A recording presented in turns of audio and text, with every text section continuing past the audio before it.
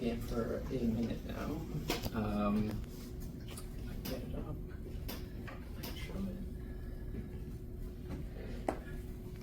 it. That's Life is Strange, if anyone was wondering.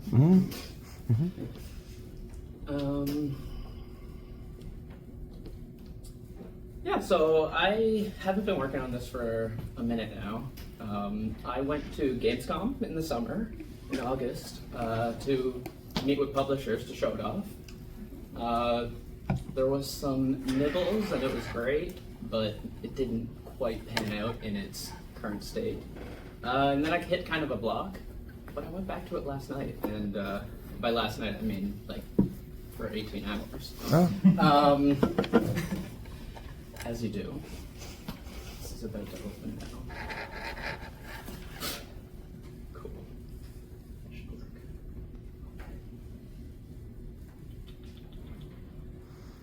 So yeah, I'm gonna go over my Gamescom stuff. Except for the parts where I ask you for $200,000. Well, you could ask. That part I'll leave out. See, what you want to do is want to break it up into microtransactions. Have you spoken with the Canada Media? Yes, I have applied for them. Just waiting to hear back. Yeah, so my game is Of Dice and Decks. It's a whimsical roguelite, kind of a mix of Slay the Spire and Yahtzee. Oh, cool.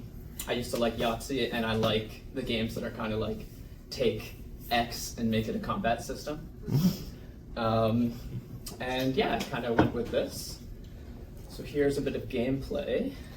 It's made in Unity, Fmod for audio. Yeah, so the cards are kind of your spells, your attacks. You use your different dice to build out the Yahtzee sequences, and they do their thing. It's harder than I thought it would be. So at this point, this build is from the end of August, which has about 6 months of work put into it. And yeah, it's me. Matt did some of the effects, and art is placeholder, let's call it. With my art friend ChatGPT helping out. With some people art, where it's not quite placeholder. These are kind of the characters I'm going for. So the middle there is our playable character. She is not AI. Going with kind of a cartoony, simple art style. Animations is just swapping between poses and moving the whole sprite around, which has been working pretty well. What else? We've got some NPCs here who are kind of like merchants. I'm building out a relationship system where you build relationships with the NPCs. They'll help you or maybe help the other guys if you kind of don't get along with them. Just kind of randomly showing up in combat. And then this guy is our first boss, Stumpy the Forest Guardian. He's also not AI, which is fun. Yeah, similar games. That was my production at the time. And that was me and asking for money.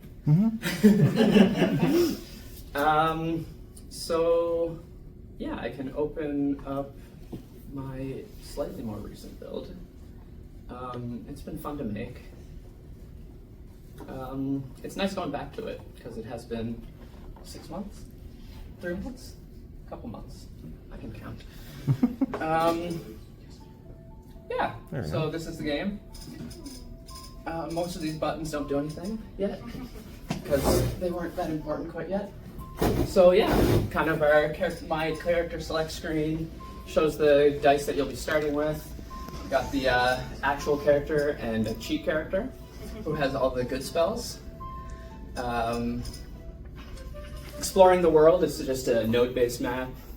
Different nodes, different encounters. Combat, kind of a general encounter. Shops, inn, and boss. Is the map always the same, or does it change the routes, or is just the icons? right now, the route is set. I do have like a node generator type of thing that can give you the lines and give you like a Slay the Spire type thing. This one I was just like prototyping, give it the vibes. Right now it's a set map. This is kind of just a generic Angry Forest area. But then I do have ideas for other environments to play more into like the cards and dice. I thought it's like a goblin casino with goblin blackjack dealers. Yeah. All around it's been fun.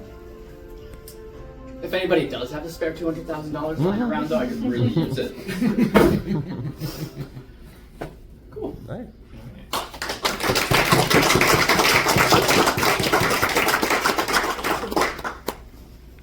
You can message me on Discord. I can send you a build if you want. I have a question. Uh-huh.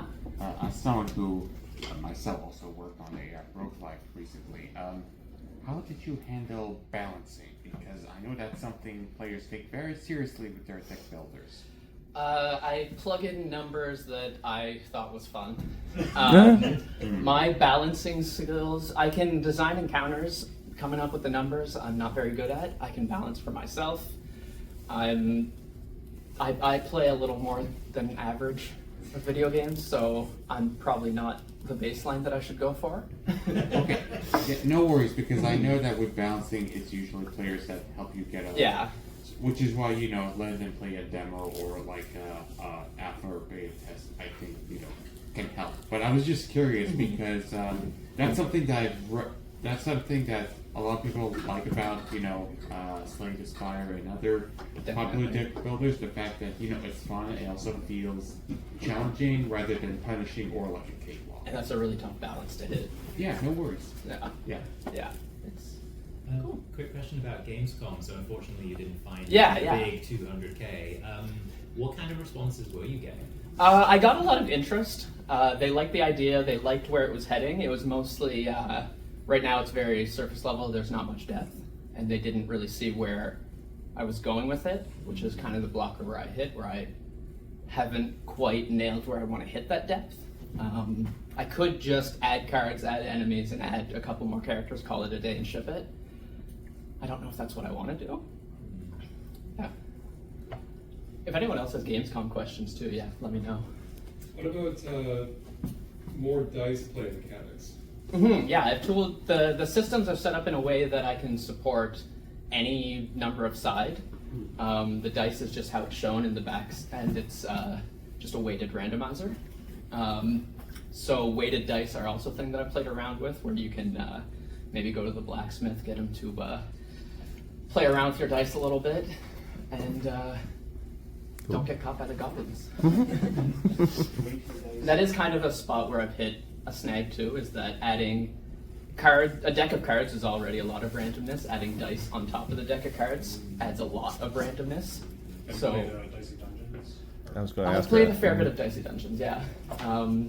I started with a similar mechanic where it was set scores and set 1 minute remaining. So like 2 more questions. Yeah, it was like set stuff. And you kind of built out a board in a similar way. But I ended up switching to cards as I was playing a lot of Monster Train. You mentioned that it's inspired by Yahtzee. Is there mechanics like from Yahtzee where like you get like all the same number, or you get a Yahtzee or something like that? Yeah, so I've used a lot of the Yahtzee stuff to kind of go for the balancing. Harder cards have the harder Yahtzee-like sequences. So for playing your cards, it's all like 3 of a kind, straights. I didn't call it Yahtzee because that's the one thing they do have trademarked. Oh yes, yes. It's inspired. Yeah. Yeah. Thank you.